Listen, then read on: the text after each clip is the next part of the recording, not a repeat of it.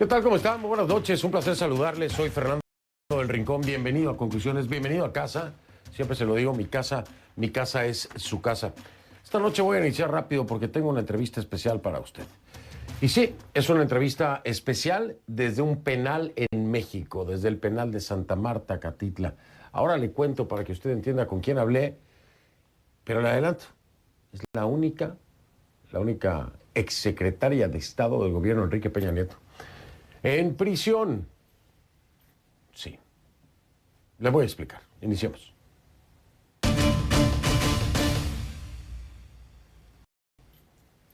Para todo este programa y esta entrevista especial, por favor acompáñenme con la etiqueta ConcluRobles. El numeral, por favor, el hashtag ConcluRobles. Es el apellido de mi invitada. Hashtag ConcluRobles.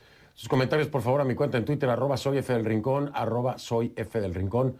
ConcluRobles, esa es la etiqueta, el hashtag, el apellido de Rosario Robles. Rosario Robles, que no deja de dar titulares en los últimos días. Lleva más de 2 años en prisión preventiva en el penal de Santa Marta, Acatitla, allá en México. Dice no entender por qué no le permiten seguir en libertad el proceso en su contra. Robles fue secretaria de Desarrollo Social, que es la SEDESOL por sus siglas, y de Desarrollo Agrario, Territorial y Urbano, la SEDATU. Esto durante el gobierno del priista Enrique Peña Nieto. Pero también en su pasado fue presidenta del Partido de la Revolución Democrática, del PRD. Sí, del mismo PRD donde estaba el actual presidente de México, Andrés Manuel López Obrador, con quien coincidió. Y ahora ella se considera una presa política. Bueno, si es presa y política, como dice ella, será de la política de López Obrador, su ex correligionario. La Fiscalía General de la República acusó a Rosario Robles como responsable por la omisión del desvío de más de 250 millones de dólares en contra del erario público. Este proceso en su contra surge a raíz de una investigación conjunta del portal Animal Político y la Organización Mexicanos contra la Corrupción, conocida como la estafa maestra, así se le conoce a esta investigación. Esa misma investigación denunció el presunto desvío de fondos públicos por casi, escuche, 430 millones de dólares en una trama de corrupción que presuntamente involucró a 11 dependencias de gobierno, 8 universidades públicas y 186 empresas. Pero, a diferencia de Robles, de Rosario Robles, otros funcionarios que están mencionados en el reporte ni siquiera han sido investigados. No, es solo Rosario. Y en prisión. Hasta el momento, ¿verdad? Este martes precisamente hablé con Rosario Robles por teléfono, desde el penal de Santa Marta, Acatitla, en la Ciudad de México. Esta es la entrevista. Desde el penal de Santa Marta, Acatitla, vía telefónica, le doy la bienvenida a Rosario Robles, ex titular de la Secretaría de Desarrollo Agrario, Territorial y Urbano, SEDATU, por sus siglas, y también de la Secretaría de Desarrollo Social de SEDESOL, esto durante el sexenio del expresidente Enrique Peña Nieto. Rosario, gracias por tomar esta llamada. La saludo y le agradezco. Bienvenida. Muchísimas gracias. Al contrario, Fernando, me da mucho gusto estar con usted, con su auditorio. Muy difícil poder concretar esta llamada, lo hemos conseguido. Y le pregunto de entrada esta insistencia de Rosario Robles por decir que es una víctima de la política mexicana, es decir, prácticamente que es una presa política. ¿Por qué su insistencia y cuál es la base para decirlo?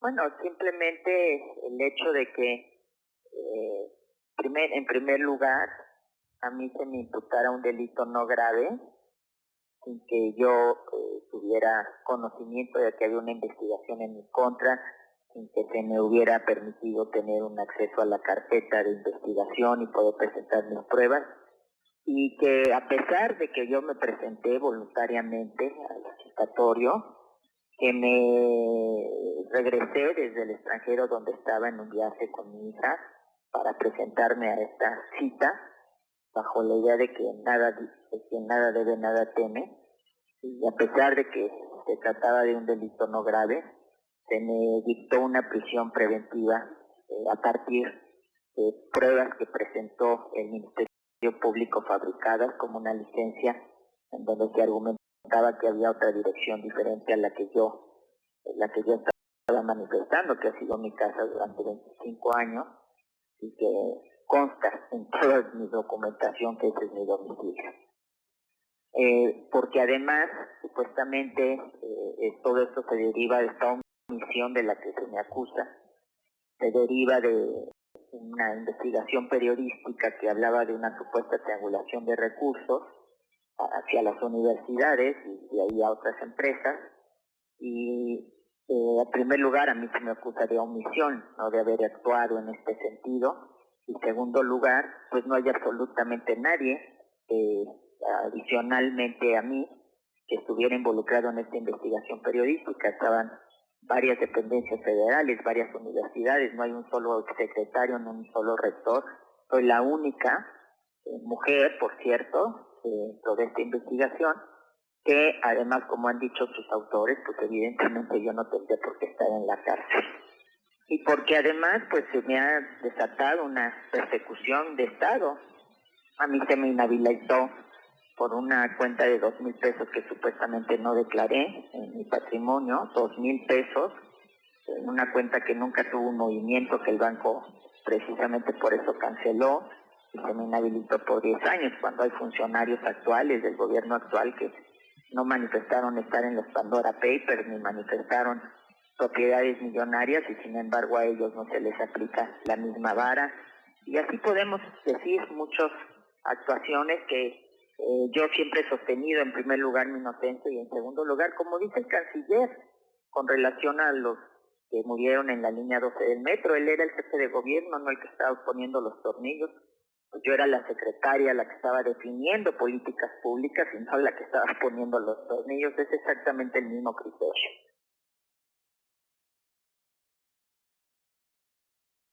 En pocas palabras, Rosario, lo que podemos entender aquí es que de alguna forma usted ni mete las manos al fuego ni niega que en efecto se pudo haber cometido esta triangulación conocida como la estafa maestra por alrededor de 246 millones de dólares en desvíos que habrían llegado presuntamente a la campaña del entonces candidato Enrique Peña Nieto para la presidencia. Es decir, esto pudo haber ocurrido. Sin embargo, usted no había tenido ni conocimiento ni habría participado. Esto lo sostiene y por eso se le señala como omisión. Y ahorita, después de 3 años de no han logrado documentar judicialmente ese criterio. A mí no me pueden decir que no existieron los comedores comunitarios, que no existieron los brigadistas de la Cruzada contra el Hambre, que no existieron los programas municipales que desarrollamos, que no existieron una serie de actividades. Las mismas campañas de comunicación que se llevaron a cabo por las secretarías y que están perfectamente documentadas. Y como entonces eso no se ha logrado demostrar. Es la hora que no han logrado demostrar un solo peso de la supuesta triangulación. Y esto es algo bien importante de señalar, porque ya llevan mucho tiempo y debe haber una investigación jurídica, judicial, y no han logrado acreditar esta situación. Pero como siempre he sostenido, si un convenio en particular, alguien cometió una irregularidad, un ilícito, pues que se castigue a esa persona. Pero yo, por una supuesta omisión, que es primero el huevo o la gallina, ¿una omisión de qué? ¿Frente a qué? ¿Algo que no se ha acreditado? Entonces, ¿dónde está la omisión? Y en segundo lugar, yo siempre dije, soy la más interesada que esto se aclare. Soy la más interesada que se pueda decir la verdad y que la infamia maestra, como lo he llamado yo, se pueda desacreditar a través precisamente de un proceso judicial. Pero tengo derecho a llevarlo en libertad.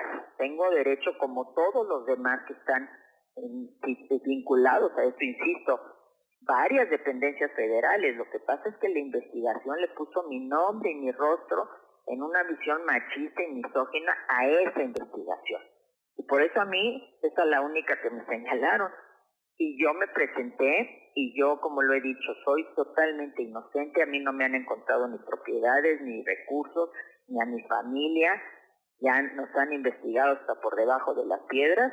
Y entonces ya es el tiempo suficiente para determinar que yo debo regresar a mi casa, que debo estar en libertad, porque ese es mi derecho, y seguir. Yo, insisto, tengo todo el interés de que se llegue a la verdad jurídica para que se vea que no existió esa triangulación de recursos tal y como se ha señalado.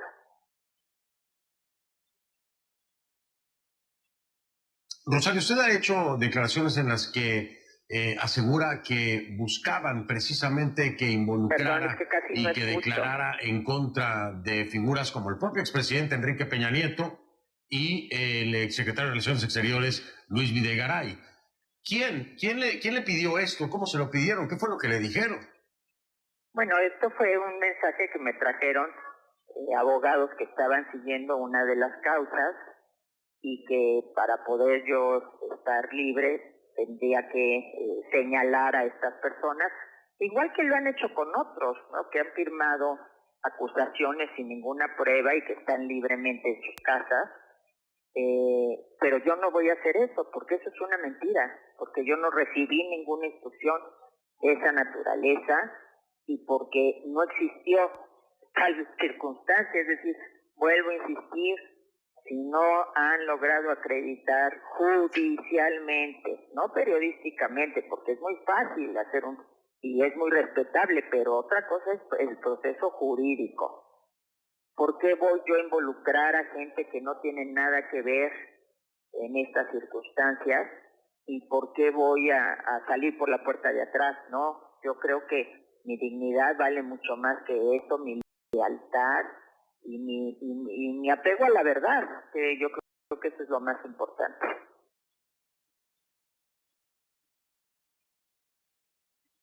En algún momento uno de sus exabogados, quiero decirlo, cuando estaban buscando un acuerdo precisamente con la Fiscalía, que es Arturo Ramírez, el Arturo Ramírez que renunció, decía que a partir de hoy va directo a Luis Videgaray caso. Ella va a decir todo lo que sea necesario para determinar lo que tiene que ver con Luis Videgaray y la elección del presidente del señor Enrique Peña Nieto. ¿Por qué aseguraba esto Sergio Arturo Ramírez? ¿Usted en algún momento se lo dijo o fue a iniciativa propia que hizo estas declaraciones a la prensa, apuntando directamente a Luis Videgaray y que usted declararía en su contra? Eso es absolutamente falso. Yo jamás le dije tal circunstancia y tan es así que yo lo desmentí. Y tan es así que él incluso renunció a seguir siendo abogado, señalando que yo me negaba a cooperar. Entonces no, pues yo creo que un punto de vista personal de mi ex abogado, pero jamás yo señalé una circunstancia de esa naturaleza. Y lo mismo habría pasado entonces con Julio Hernández. Van dos abogados que renuncian a su representación. No, bueno, con Julio Hernández y los abogados Olea renunciaron muy al principio y fue por una circunstancia de carácter económico que no pudimos llegar a un acuerdo. Yo tengo desde entonces un solo abogado, que es Epigmenio Mendieta. No es que tantos abogados. Estos abogados que usted menciona estaban en otra causa diferente, de la cual todavía no tenemos ninguna noticia, y desde el primer momento estaba mi abogado Epigmenio Mendieta, y él sigue y él está al frente de todo mi proceso jurídico.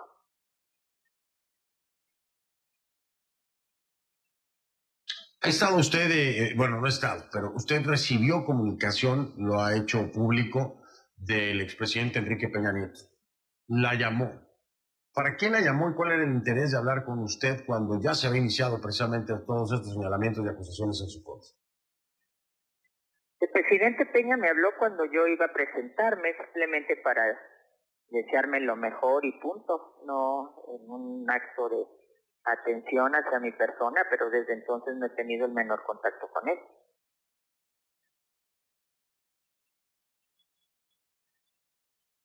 Y en este sentido, ¿alguna comunicación con alguien más de la administración del expresidente Peña Nieto? ¿Luis Videgaray ha tenido algún contacto con él a través de alguna persona? He tenido contacto con muchos de mis ex compañeros del gabinete y del gobierno que han estado solidariamente conmigo, que han estado al pendiente de todo mi proceso, que me han apoyado, porque pues evidentemente esta circunstancia es extremadamente difícil, estar aquí de manera injusta, en un abuso de la prisión preventiva, que no es solamente mi caso, sino de muchas mujeres que están aquí porque se nos criminaliza por ser mujeres, y con ellos, pues ellos a través de mi familia, de mi hija, incluso han venido a verme antes de la pandemia, porque aquí se restringieron mucho las visitas por la pandemia, pero previo a la pandemia han estado solidariamente conmigo y siempre en contacto conmigo.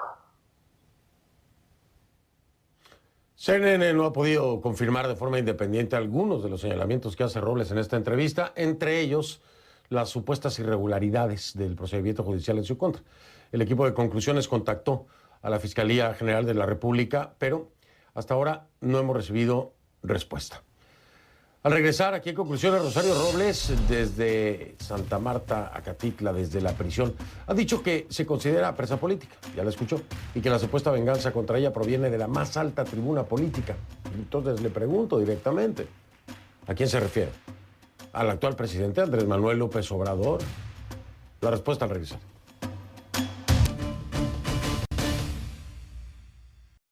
A ubicarnos en el tema de la presa política, como usted se define.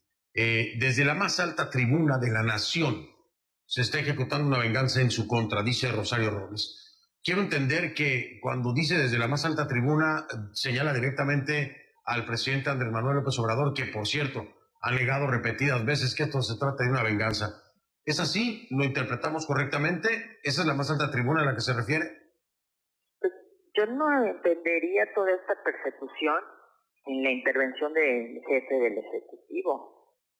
En primer lugar, un juicio político en la Cámara de Diputados, en donde había una lista de 126 personas antes que yo, se saltaron esa lista e iniciaron un juicio político que después ya no procedió, pero la bancada Morena en la Cámara de Diputados votó por esta circunstancia y evidentemente sabemos que esa bancada solo responde, y lo acabamos de ver en la discusión del presupuesto, en donde no se movió ni un ápice, se presentó la Secretaría de Hacienda, pues las bancadas de Morena en la Cámara de Diputados hacen lo que el presidente les pide.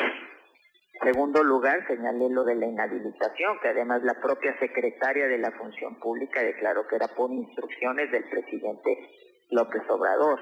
Y yo me pregunto, ¿por qué no propone inhabilitar a sus propios funcionarios que no declararon en su patrimonio no 2,000 pesos, como fue mi caso, sino propiedades millonarias y recursos en los Pandora Papers, porque aparecieron en los Pandora Papers? Entonces, toda esta circunstancia no se entiende sin la intervención del presidente de la República.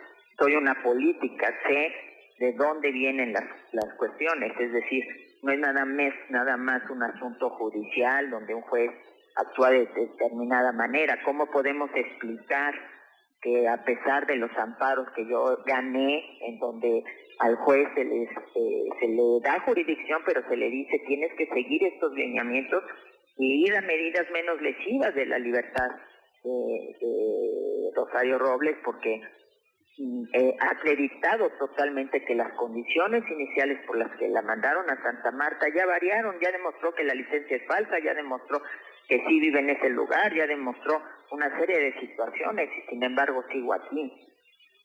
Entonces, evidentemente que pues hay un tema, insisto, de carácter político, no solamente judicial.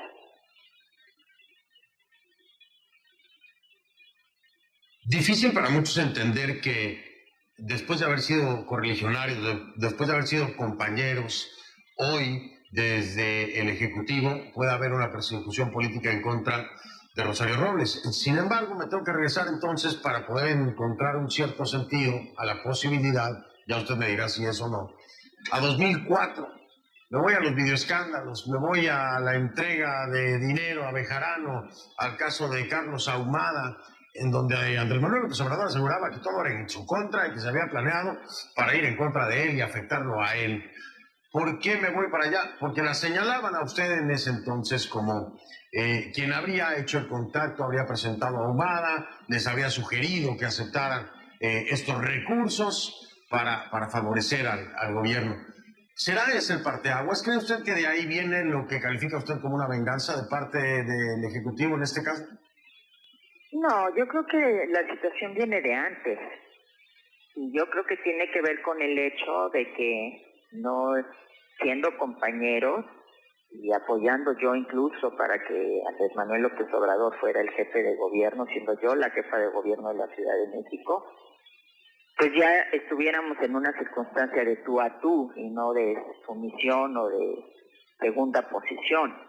Entonces desde ahí vino una persecución, desde ahí vino un momento delicado. Después ya, por cierto que yo no les presenté al señor Ahumada ninguna de la gente vinculada a él que tomó el dinero, es decir, de ninguna manera estuve yo involucrada en eso. Entonces, evidentemente que todo viene de antes y evidentemente que hablamos de un hecho en el sentido de que hay una personalidad que busca que todo mundo se someta a su voluntad. Y en el momento que esto no pasa, pues esa persona ya se vuelve una adversaria, ¿no?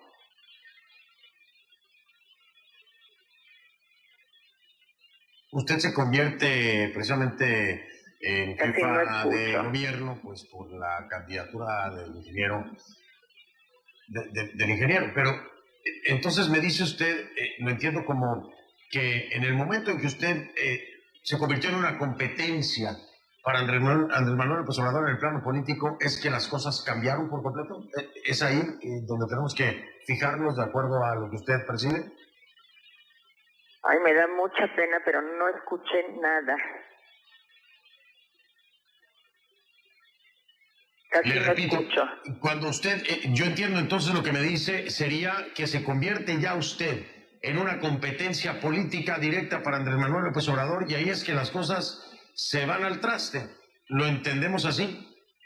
Bueno, no en el sentido de que yo me sintiera una competencia de él. Yo siempre pensé que él era nuestro candidato a la presidencia de la República, pero a él no le gustó que yo no tomara ciertas decisiones que tenían que ver con sus voluntades, y creo que desde ahí viene el asunto, ¿no? Porque él está acostumbrado a que se sigan sus órdenes de manera incondicional, y pues yo no soy así. Yo tuve un liderazgo, alcancé un liderazgo propio como jefa de gobierno, como presidenta del PRD, tuve un posicionamiento que tuvo que ver con mi propia carrera, con mi propio desarrollo y pues evidentemente con mi propia independencia. Pero ya creo que el tema tiene que ver con la situación actual. Ese momento. Es decir, irnos al presente. El presente es el hecho de que yo estoy aquí siendo totalmente inocente, además pudiendo seguir mi proceso en libertad y en consecuencia eso es lo que yo demando. Entiendo lo que me dice, pero ¿por qué pensar o de qué forma le convendría hoy por hoy a Andrés Manuel López Obrador, a Morena, sacarla de la jugada, teniéndola como una presa política, como usted se autodefine, en el plano político? Es decir, ¿qué amenaza representaba usted para Andrés Manuel López Obrador en este momento? Pues yo creo que eso hay que preguntárselo a él. Yo creo que eso hay que preguntárselo a él, por qué razón me tiene aquí, por qué razón insiste en que yo esté aquí, cuál es el miedo. A mí no me pueden chantajear porque no tengo recursos mal habidos, porque he sido una funcionaria que ha trabajado a favor de México, he sido una mujer que ha luchado y he sido pionera en la lucha por los derechos de las mujeres.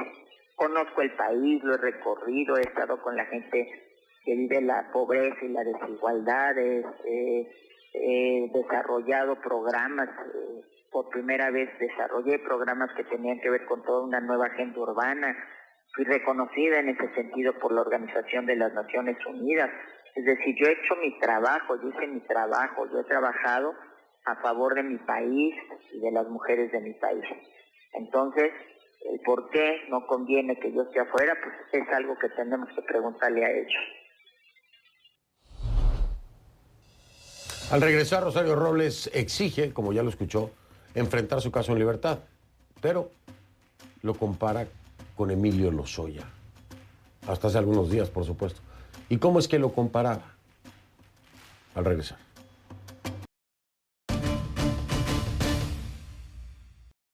Hagamos lo que me dice usted, regresemos a este momento. Dice que no hay elementos de prueba, insiste en que debe enfrentar el proceso en libertad, hizo muchos comparativos con el caso Lozoya, ya hoy también en reclusión, incluso buscaban el agravio comparativo, que era precisamente que Lozoya estaría en libertad enfrentando un proceso y usted no. ¿En qué punto usted compara el caso Lozoya con el suyo como para buscar en su momento, o ya no lo puede hacer, ¿verdad? Pero buscar en su momento el agravio comparativo? ¿Cuál era la diferencia que le hacía usted exigir que se le diera el mismo trato? Bueno, son casos totalmente diferentes. Para empezar, las acusaciones son totalmente diferentes. Pero pues no necesito comparar. Yo me presenté a mi citatorio. Yo no huí del país ni me tuvieron que traer en una extradición. Yo me presenté, primer punto. Segundo, no estoy acusada de un delito grave. Tercer lugar, a mí no me han encontrado ni a mi familia recursos extraordinarios fuera de lo que hemos obtenido a lo largo de nuestra vida trabajando, porque somos una familia de trabajo. Y yo no he declarado ni me he confesado de ningún delito. Entonces son circunstancias totalmente diferentes, ¿no? Sin embargo, hubo un trato diferenciado, porque a él se le dio la oportunidad durante mucho tiempo de estar en libertad, a diferencia de mí, que desde el primer momento se me mandó aquí a Santa Marta.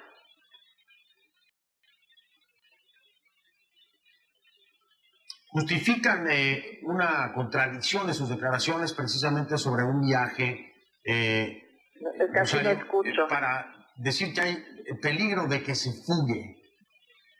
Le digo, justifican una declaración contradictoria o no clara que tiene usted con respecto al viaje que hace, en donde da dos versiones, primero una y después la cambia, sobre el por qué estaba viajando. Esta es la justificación que utiliza al parecer la Fiscalía para tenerla en detención.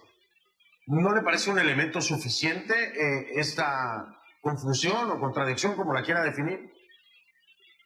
Bueno, en primer lugar, yo siempre he declarado lo mismo con relación a mi viaje. Yo estaba en un viaje de vacaciones con mi hija, quien en un momento determinado señaló una cosa diferente, fue uno de los abogados, pero eso no es imputable a mí. Yo siempre he sostenido, pero no importa por qué estaba viajando. ¿Qué importancia tiene lo de mi viaje? Si era de placer, si era iba con un novio, si iba con mi hija, ¿qué importancia tiene? Cuando yo viajé no tenía ningún citatorio, cuando yo viajé no tenía ninguna imputación, cuando yo viajé nadie me dijo que había una investigación. Lo importante, lo relevante, como dijo el juez de amparo, como dijo la magistrada Porras, lo importante, lo relevante es que yo me presenté al citatorio. Las razones de mi viaje esos son totalmente intrascendentes. ¿Por qué? Porque no tienen nada que ver con el hecho de que el día yo citada ni siquiera pedí una prórroga. El día que yo me citaron, ese día me presenté. Y me presenté a pesar de que hubo gente que me dijo, no caigas en esa trampa, no vayas, te van a mandar a la cárcel, eso es lo que quieren. Yo me presenté, eso es lo que importa, no lo otro. Y así dice la ley. Uno de los elementos que tienen que tomarse en cuenta es la voluntad de la persona de someterse al proceso. Yo quiero decir simple y llanamente que yo no merezco estar en este lugar. Yo no merezco estar aquí en esta alcantarilla, como muchas otras mujeres no lo merecen. Yo merezco justicia. Y eso es lo que pido. Simplemente no pido más, yo no pido que me hagan ningún favor, yo no pido que me traten de manera especial, que se aplique la ley, punto.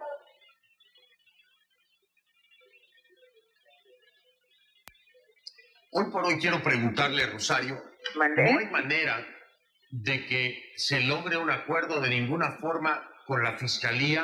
Porque dice usted no tener elementos de prueba de nada en contra de nadie. ¿Esto es así? Casi no escuché, perdón.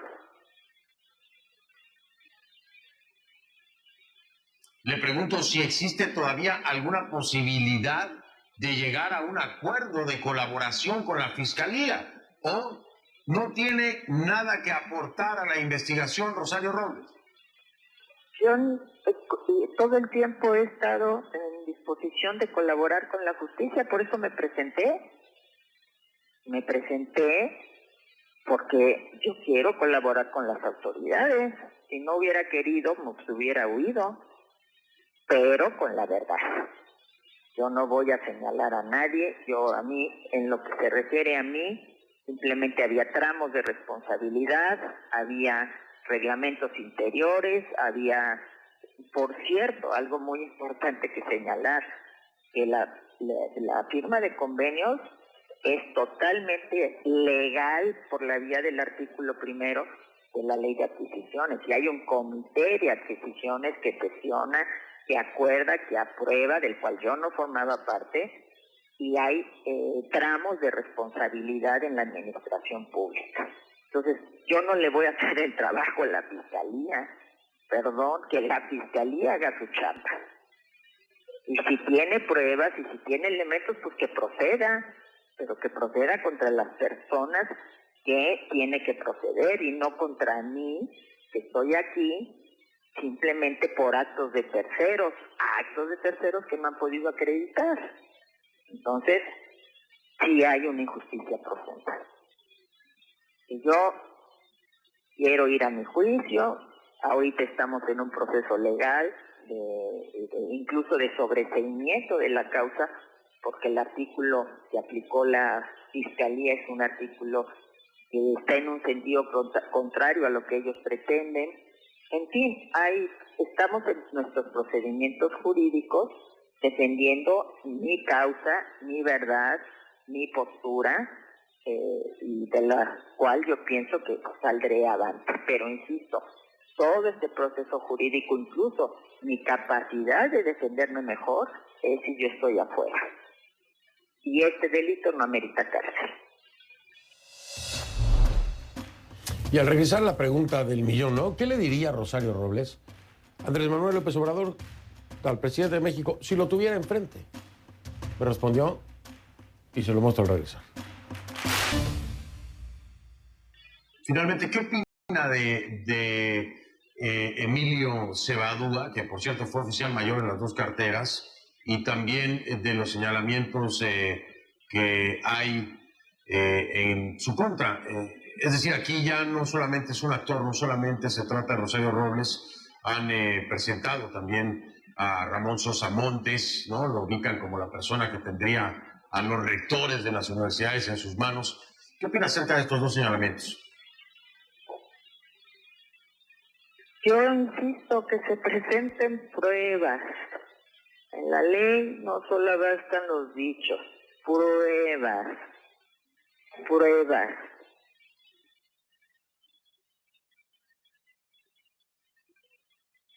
Entiendo.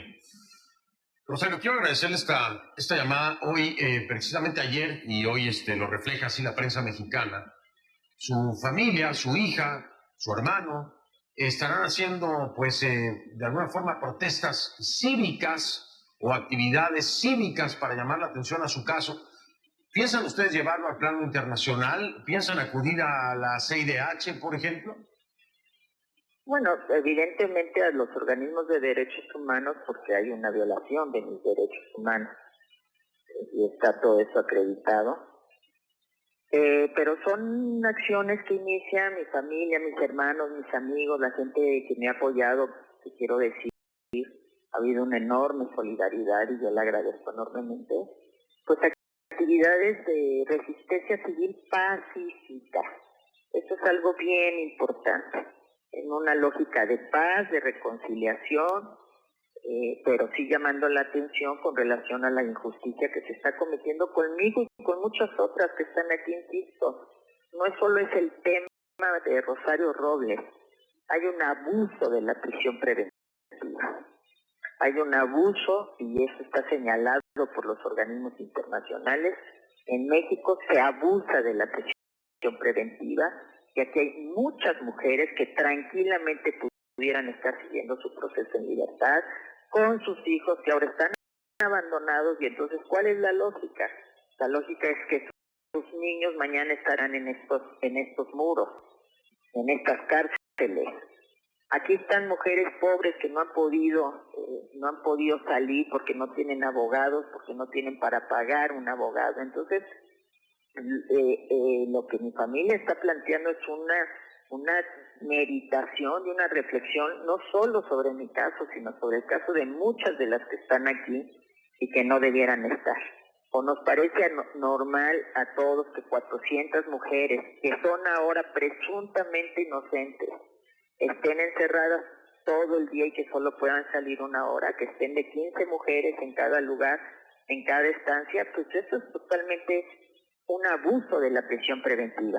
Y no es responsabilidad de quienes están al frente de estos centros, que con lo poco que les dan hacen mucho. Ellas, sobre todo quienes están al frente, hacen mucho.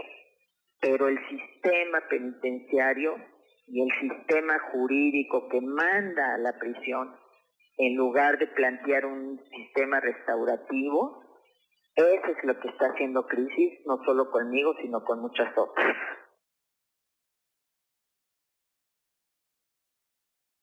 Y el tema de la prisión preventiva, de hecho, es un debate ya en México, el abuso de la misma, lo que señala Rosario Robles. Por último, le digo, no, le decía que el tema de la prisión preventiva es precisamente un tema de debate en México, lo que señala usted, Rosario Robles. Ahora, por último, le garantizo que nos están viendo en gobernación seguramente, y otros funcionarios estarán monitoreando esto. Seguramente le llegará el mensaje a Andrés Manuel López Obrador. Y quiero dar los últimos minutos de esta entrevista para que en el imaginario usted se siente frente a Andrés Manuel y tenga la oportunidad de decirle algo. ¿Qué le diría a Rosario? Perdón, es que casi no escuché y casi ya voy a tener que cortar porque nada más tengo derecho a media hora. Pero a ver, esta última pregunta casi no la escuché, perdón.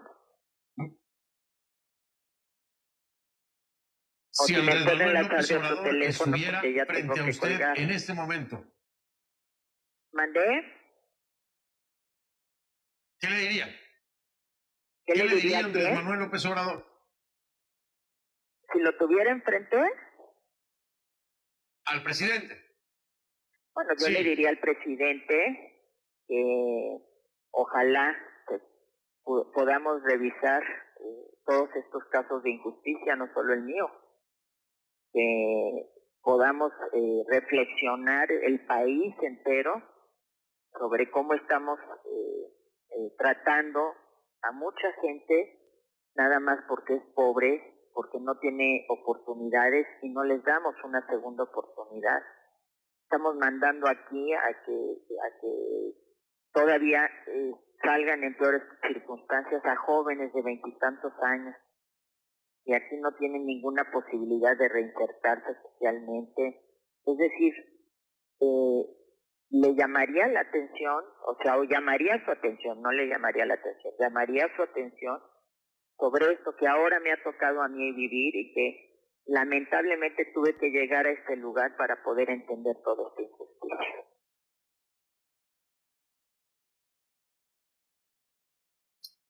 Gracias, Rosario Robles, desde el penal de Santa Marta, Acatitla, desde la prisión de Santa Marta, Acatitla.